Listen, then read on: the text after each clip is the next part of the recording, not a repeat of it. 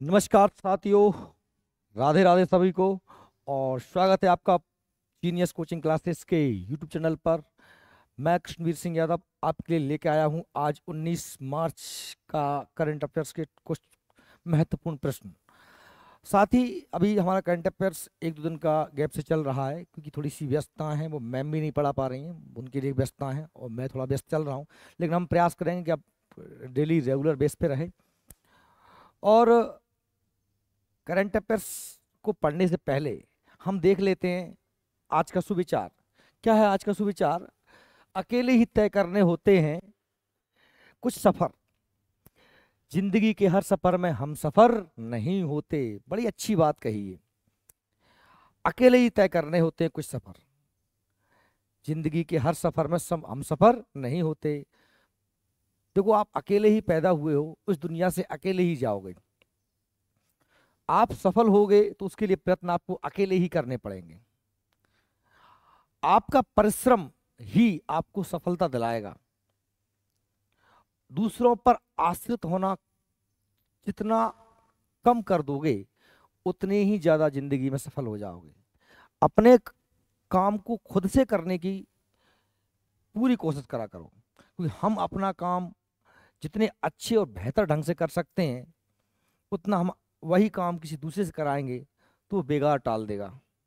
इसलिए जिंदगी में जाने अकेला अकेला चलो की नीति अपनाओ और अपने आप पर फोकस रखो, अपने काम पर फोकस रखो। चलिए देखते हैं आज का प्रश्न क्या है। पहले आज के इतिहास, आज 19 मार्च का इतिहास क्या रहा है। 19 मार्च 1944 को आजाद हिंद फौज ने भारत में राष्ट्रीय ध्वज फहराया था। आजाद हिंद फौज कैप्टन मोहन सिंह ने बनाया था और इसके मुख्य संचालक कौन थे? सुभाष चंद्र बोस। 1944 में आपको पता है कि भारत के पूर्वोत्तर सीमा से सिंगापुर होते हुए भारत के मणिपुर, इम्फाल वगैरह क्षेत्र में आज़ाद हिंद फौज ने प्रवेश किया था। आज़ाद हिंद फौज उन भारतीय सैनिकों की फौज थी जो अंग्रेजों के दर काम करती थी, लेकिन जापान की सेना से पराजित हो गई थी, और उन सैनिकों को मिला करके आज़ाद हिंद फौज का निर्माण किया था सुभाष चंद्र बोस ने। 19 मार्च 1972 भारत और बांग्लादेश के बीच मित्रता पर क्या हुए? हस्ताक्षर हुए। आपको पता है बांग्लादेश 1971 में बन गया था और 72 में भारत आज के ही दिन भारत और बांग्लादेश की मित्रता पर हस्ताक्षर किए। मुक्ति वाहिनी इंदिरा गांधी जी द्वारा गठित की गई थी। मुक्ति वाहिनी जिसने बांग्लादेश की आज़ादी में, बांग्लादेश का पहले नाम पूर्वी पाकिस्तान हुआ करता था और पाकिस्तान के दो हिस्से थे, पश्चिमी पाकिस्तान जो वर्तमान में पाकिस्तान है और पूर्वी पाकिस्तान जो आज बांग्लादेश के नाम से जाना जाता है। इसको 1971 में हमने आज़ाद करवाया मुक्ति वाहिनी बना करके। 1953 में पहली बार अकादमी पुरस्कार का प्रसारण टेलीविजन पर हुआ। आज के ही दिन 19 मार्च को 1953 में पहली बार अकादमी पुरस्कार टेलीविजन पर, दूरदर्शन पर दिए गए। 7 मई 2004 में आज के दिन अमेरिका ने विश्व व्यापार संगठन में पहली बार चीन पर मुकदमा चलाया। WTO वर्ल्ड ट्रेड ऑर्गेनाइजेशन पर 19 मार्च 2004 को अमेरिका ने चीन पर मुकदमा चलाया था। 19 मार्च 1954 को भारतीय शिक्षाविद इंदु साहनी का जन्म हुआ था। ठीक है, वैसे ही पढ़ लीजिएगा। 19 मार्च 2013 को महाराष्ट्र में हुई बस दुर्घटना में लगभग 30 लोग मारे गए थे। ये भी वैसे ही पढ़ लेना, इतने ज़्यादा महत्वपूर्ण ये इतिहास के बिंदु नहीं। चलिए तो चलते हैं आज के पहले प्रश्न की ओर। आज का पहला प्रश्न आपके सामने है कि हाल में ही कौन सी राज्य सरकार बाजरा उत्पादन को बढ़ावा देने के लिए निःशुल्क बीज किट देगी? बाजरा क्यों देगा आपको कि बाजरा के संबंध में कौन सी गवर्नमेंट कर रही होगी, क्योंकि बाजरा कहाँ ज़्यादा पैदा होता है। और आज की सुबह इंडियन ज्योग्राफी की क्लास में मैंने आपको बाजरा के बारे में ही पढ़ाया था कि बाजरा जो है, किस बाजरा है, सरसों है, किस प्रदेश में ज़्यादा पैदा होती है। अगर आपको पता है तो आप कमेंट करिए, बाजरा और सरसों किस प्रदेश में सबसे ज़्यादा पैदा होती है। ये बाजरा किट कौन सी सरकार देगी? ये नई स्कीम लेके आई है, राजस्थान, बिहार, कर्नाटक, उत्तर प्रदेश। कमेंट करें कौन सी सरकार। तो सही इसका आंसर है राजस्थान। क्या है? राजस्थान। क्योंकि आप जानते ही हैं कि राजस्थान में बाजरा का उत्पादन सबसे ज़्यादा होता है। तो राजस्थान सरकार ने बाजरा उत्पादन को बढ़ावा देने के लिए फैसला लिया है। इसने 12 लाख किसानों को मक्का बीज की मुफ्त मिनी किट उपलब्ध कराने का निर्णय लिया कि मक्का का बीज भी दिया जाएगा, बाजरा का बीज भी दिया जाएगा। इससे इससे लगभग जो है 8 लाख किसानों को बाजरा देने के बीच मुफ्त मिनी किट प्रदान करने का निर्णय लिया। राजस्थान सरकार 7 लाख किसानों को सरसों के बीज और 4 लाख किसानों को मूंग के बीज भी मुफ्त भुगतान करेगी। तो ये आप याद कर लीजिए कि ये जो स्कीम कौन सी सरकार लेके आई है, राज्य सरकार, राजस्थान की राज्य सरकार लेके आई है। अगला प्रश्न देखते हैं, हाल में ही जारी वैश्विक मानव विकास सूचकांक, वैश्विक मानव विकास सूचकांक मनुष्य शैक्षिक दृष्टि से, स्वास्थ्य की दृष्टि से, स्वतंत्रता की दृष्टि से कितना विकास कर रहा है। वैश्विक दुनिया भर का मानव विकास सूचकांक, सूचकांक मतलब लिस्ट होता है ना, इंडेक्स, भारत में कौन सा स्थान हासिल किया है। जो वर्तमान में अभी हाल ही में वैश्विक मानव विकास सूचकांक जारी किया गया, उसमें भारत का कौन सा पायदान है, लिस्ट में कौन सा नंबर है, 115वां, 130वां, 134वां, 164वां। आपको यदि पता है तो आप कमेंट करें क्या है। तो सही आंसर है इसका सी, 134वां स्थान है भारत का मानव विकास सूचकांक। हम बहुत नीचे हैं। हाल में संयुक्त राष्ट्र मानव विकास सूचकांक 2022 जारी किया गया। सूचकांक में भारत 193 देशों की सूची में 134वें पायदान पे, मतलब बहुत नीचे हैं, समझ पा रहे हैं आप। कुल 193 देशों की लिस्ट है, उसमें से हम 134वें नंबर पे देखा गया। साल 2021 में हम 191वें नंबर की सूची में भारत का स्थान था, और सूची में भारत स्थान 135 था, और सर 21 में 91 देशों की सूची में 135 था, और 2022 में भारत ने HDI संकेतकों के जीवन प्रत्याशा, शिक्षा और प्रति व्यक्ति सकल राष्ट्रीय आय में सुधार देखा है। मतलब हम पहले 135वें पे थे, अब 134वें पे आ गए। तो हमने कुछ सुधार तो किया है, पर ये सुधार बहुत धीमा है, थोड़ा और तेज होना चाहिए। क्या देखा जाता है मानव विकास सूचकांक की लिस्ट बनाते समय? जीवन प्रत्याशा मतलब व्यक्ति एवरेज कितना जीते हैं, शिक्षा कितने पढ़े लिखे हैं, और प्रति व्यक्ति सकल राष्ट्रीय आय, कुल देश की जो सकल राष्ट्रीय आय है उसका प्रति व्यक्ति कितने, एक व्यक्ति कितना कमा रहा है। अगले प्रश्न की ओर चलते हैं। प्रश्न नंबर 3 है, हाल में किसने Saudi Arabian Grand Premier League जीत दर्ज की है? हाल में किसने Saudi Arabian Grand Premier League जीत दर्ज की है? Max Verstappen, Sergio Perez, Charles Leclerc, इनमें से कोई नहीं। ये अंग्रेजी नाम बड़े बेकार होते हैं। तो Max Verstappen, Sergio Perez, Charles Leclerc, इनमें से कोई नहीं। Saudi Arabian Grand Premier League किसने जीती है? तो सही आंसर आपको पता है तो आप कमेंट करें, मैं इसका आंसर बताता हूँ आपको। सही इसका आंसर है क्या? A, Max Verstappen. Red Bull team जो है उसके मैक्स वेरास्टपेन ने सऊदी अरब में ग्रांड प्रीमियर लीग पोल में शुरुआत करते हुए जीत हासिल की। यह 2024 फॉर्मूला 1 सीजन में रेड बुल कॉन्स्टैक्ट दूसरा 1-2 समापन है। वेरास्टपेन की अजय स्ट्रीक, वेरास्टपेन ने सीजन की शुरुआत में अपनी हाली बैक टू बैक जीत का जश्न मनाया। मतलब अभी इससे पहले जस्ट वो जीत गए थे, फिर जीत गए। ये कारों की रेस है। क्या क्या है? कारों की रेस है, याद कर लेना। हाल में ही किस देश ने दुनिया की पहली 3D प्रिंटिंग मस्जिद का अनावरण किया है? 3D प्रिंटेड मस्जिद किस देश में बनी है हाल में ही? अच्छा क्वेश्चन है। ईरान, सऊदी अरब, यूएई, इंग्लैंड। अगर आपको पता है तो आप कमेंट करें। 3D आप समझते हैं? 3D एक नई टेक्नोलॉजी आई है भवन निर्माण के में, और जिससे कि लागत भी बचती है, सुरक्षा की दृष्टि से ही महत्वपूर्ण बिल्डिंगें होती हैं। तो ये 3D ये ईरान, सऊदी अरब, यूएई, इंग्लैंड कहाँ पर बनी है? तो सही इसका आंसर क्या है? सही आंसर इसका सऊदी अरब। मुस्लिम बाहुल्य देश है, और मुस्लिम इस्लाम धर्म का प्रादुर्भाव भी सऊदी अरब से हुआ। पैगंबर हजरत मोहम्मद साहब, मक्का मदीना जैसे महत्वपूर्ण इस्लाम के स्थल भी कहाँ पर हैं? सऊदी अरब में। हाल में ही सऊदी अरब के जेद्दा में अल जवाहरा उपनगर में दुनिया की पहली 3D मुद्रित मस्जिद का निर्माण पूरा करके बजानात अवा अब्दुल वहीद नाम की एक व्यवसायी महिला ने अपने दिवंगत पति को श्रद्धांजलि दी। यानी अपनी पति की याद में ये उसने महिला ने इसका निर्माण किया है। जेद्दा के अल जवाहरा उपनगर, सऊदी अरब का शहर है जेद्दा, उसमें अल जवाहरा उपनगर में दुनिया की पहली 3D मस्जिद का निर्माण पूरा करके बाजनात अब्दुल वहीद नाम की एक व्यवसायी महिला ने अपने दिवंगत पति की श्रद्धांजलि में किया। अब्दुल अजीज अब्दुल्ला सरवतली मस्जिद का निर्माण चीनी फर्म किस कंपनी ने किया? चीनी फर्म है गुआनली से प्राप्त 3D प्रिंटिंग तकनीक का उपयोग करके किया गया है। प्रश्न नंबर 5 अगला देखते हैं कि हाल में किसने एथेनॉल, एथेनॉल समझते हैं ना आप, एथेनॉल एथिल अल्कोहल भी इसे कहा जाता है। यहाँ पर हम क्या करते हैं, शराब में कुछ गन्ना या कुछ और कार्बनिक पदार्थ मिला देते हैं, ठीक है।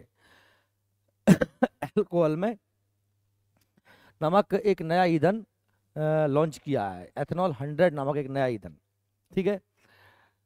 नरेंद्र मोदी ने, नितिन गडकरी ने, हरदीप पुरी ने, राजनाथ सिंह ने एथेनॉल 100 नाम का ये किसने लॉन्च किया है? तो अब सही इसका आंसर क्या है? सी। सी मतलब हरदीप पुरी। अब हरदीप पुरी कौन है? पेट्रोलियम मंत्री हैं। हरदीप सिंह पुरी ने एथेनॉल 100 ईंधन का अनावरण किया है।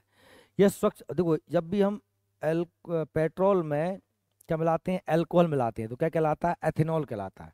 पेट्रोल में जब हम क्या मिलाते हैं? अल्कोहल मिलाते हैं तो क्या कहलाता है? एथेनॉल कहलाता है। और इससे कार्बन उत्सर्जन कम होता है, मतलब CO2 गैस कम निकलती है, क्योंकि प्योर अल्कोहल, प्योर पेट्रोल जलाओगे तो ज़्यादा निकलेगा, अगर उसमें अल्कोहल मिला दोगे तो उससे जो है कार्बन कम निकलेगा। कार्बन कम निकलेगा तो क्या होगा? तो CO2 कम बनेगी और साथ ही ये जो ग्लोबल वार्मिंग की घटना है ये जो है कम घटेगी, दुनिया कम गर्म होगी, जलवायु परिवर्तन को रोक सकते हैं। स्वच्छ उत्सर्जन उच्च दक्षता प्रदान करता है। 5 राज्यों के 183 आउटलेट्स पर ये मिलेगा, यानी 183 जगह पर ये एथेनॉल मिलेगा।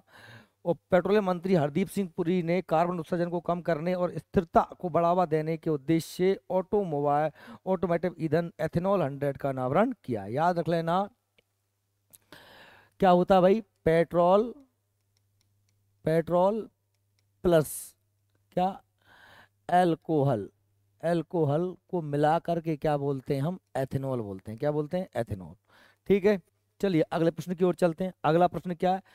हाल में ही पूर्वी भारत की पहली अत्याधुनिक Honey testing lab, Honey testing lab, Honey मतलब शहद, मधु का उद्घाटन कहाँ किया गया है? गंगटोक, रांची, गुवाहाटी, इनमें से कोई नहीं। शहद का परीक्षण करने का एक पैथोलॉजी एक लैब बनाया है, तो गंगटोक, रांची, गुवाहाटी, इनमें से कोई नहीं। आपको पता है तो आप कमेंट करें आंसर।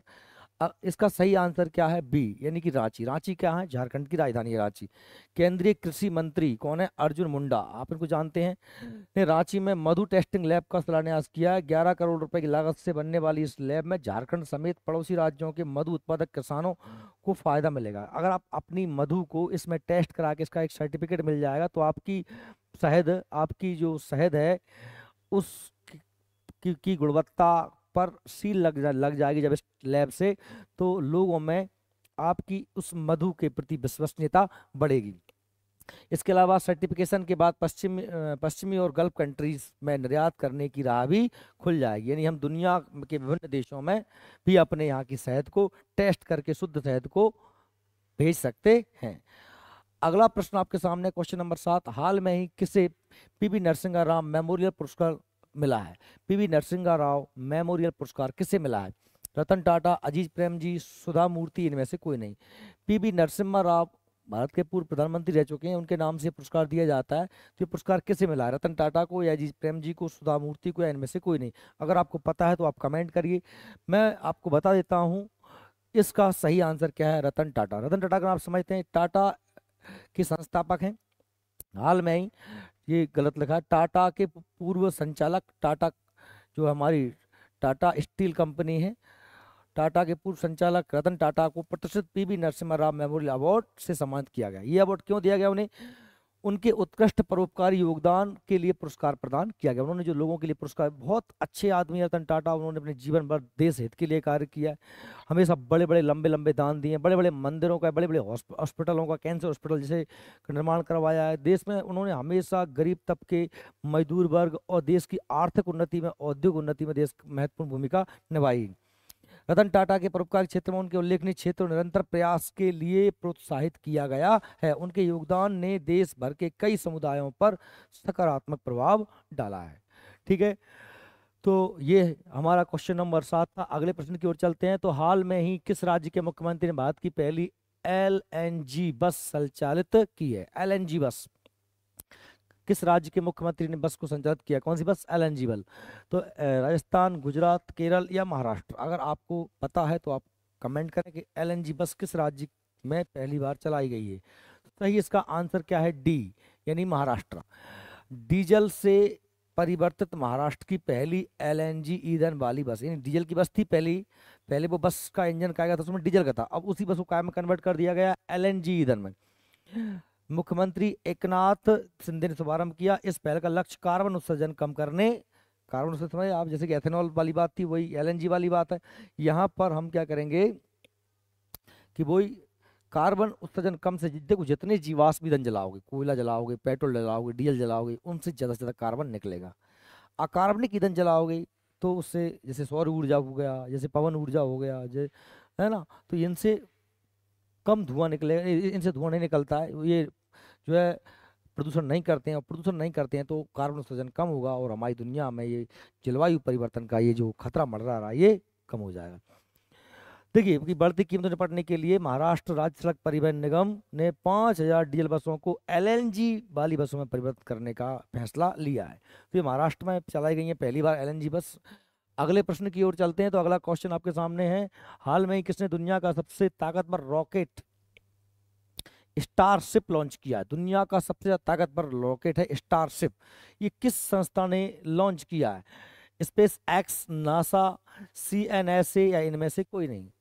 स्पेस एक्स या नासा, अमेरिका की अंतरिक्ष एजेंसी है, नासा आप जानते होंगे, और CNSA इनमें से कोई नहीं। किसने यह लॉन्च किया? अगर आपको जानकारी है तो आप बताएं कि हाल में किसने सबसे ताकतवर रॉकेट इंटरसेप्ट लॉन्च किया है। तो इसका सही आंसर जो है वो मैं बताता हूँ क्या है, स्पेस एक्स है। क्या है? Space x. ए इसका सही आंसर है, स्पेस एक्स। तो हाल में दुनिया का सबसे ताकतवर रॉकेट स्टारशिप को टेक्सास के बोका चिका से, टेक्सास अमेरिका में लॉन्च किया गया। दुनिया के सबसे ताकतवर रॉकेट स्टारशिप का तीसरा टेस्ट करीब करीब सक्सेसफुल रहा, और इसे टेक्सास के बोका चिका से लॉन्च किया गया था। दुनिया के तीसरे सबसे अमीर कारोबारी एलन मस्क की कंपनी है स्पेस एक्स। किसकी है? एलन मस्क की। एलन मस्क का उद्देश्य है कि चांद पर बस्तियां बसाए।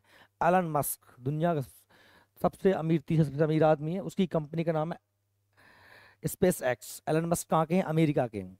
ठीक है, इस रॉकेट को बनाया। अगले क्वेश्चन चलते हैं कि हाल में ही FSSAI द्वारा भारत में कितनी जेलों को ईट राइट कैंपस के रूप में प्रमाणित किया है? FSSAI ने कितनी जेलों को ईट राइट कैंपस के रूप में प्रमाणित किया? 60, 70, 80, 100? पढ़ा है क्या आपने? ये प्रश्न पढ़ा है तो आंसर दीजिए। सही इसका आंसर है डी, यानी 100 जेलों को। कैदियों और जेल कर्मचारियों के लिए सुरक्षित और पौष्टिक भोजन की पहुंच सुनिश्चित करने के अपने प्रयासों के तहत खाद्य नियामक, जो खाद्य नियामक है, खाद्य के नियम तय करती है क्या? FSSAI ने देश भर की लगभग 100 जेलों को ईट राइट कैंपस के रूप में प्रमाणीकरण दिया है, जो विभिन्न परिसरों में सुरक्षित और स्वस्थ खाने की आदतों को बढ़ावा देने के लक्ष्य के में एक महत्वपूर्ण है। क्या है भाई? FSSAI ने भारत की 100 जेलों को कहा कि यहाँ अच्छा खाना दिया जा रहा है, या खाने के अच्छे नियम हैं, स्वच्छ वातावरण है, इसलिए FSSAI ने देश की लगभग 100 जेलों को अपनी तरफ से एक प्रमाणीकरण दिया है। ये हमारे आज के टॉप 10 क्वेश्चन थे, और इन प्रश्नों को अच्छे से पढ़िएगा, नोट करिएगा, लिखिएगा। साथ ही आप यदि चाहते हैं कि आपको हमारी क्लास से आप जुड़ें तो आप हमारे डिस्क्रिप्शन में हमारे एप्लीकेशन की लिंक दी है, वहाँ पर जाएं, उसे डाउनलोड करें। साथ ही उस एप्लीकेशन पर आपको ये PPT बिल्कुल फ्री ऑफ कॉस्ट मटेरियल में प्राप्त होगी। ये PPT जो मैंने पढ़ाई आपको, ये उसी पर आपके लिए उपलब्ध है। आप हमसे इंस्टा पर भी जुड़ सकते हैं, और आप हमसे टेलीग्राम भी जुड़ सकते हैं, सभी की लिंक डिस्क्रिप्शन में। साथ ही आप चाहें तो वहाँ पर हमारे विभिन्न प्रकार के डेमो सेशन चलते हैं, या बहुत सी क्लासेस फ्री ऑफ कॉस्ट हैं, उन्हें देख सकते हैं। करंट अफेयर्स डेली पढ़ने के लिए आप चाहते हैं कि डेली करंट अफेयर्स इस तरीके से पढ़ें, तो आप हमारे चैनल को सब्सक्राइब करें, जिससे आपको प्रतिदिन करंट अफेयर्स मिलेगा। धन्यवाद। और सभी विषयों को पढ़ने के लिए आप हमसे जुड़ सकते हैं। धन्यवाद।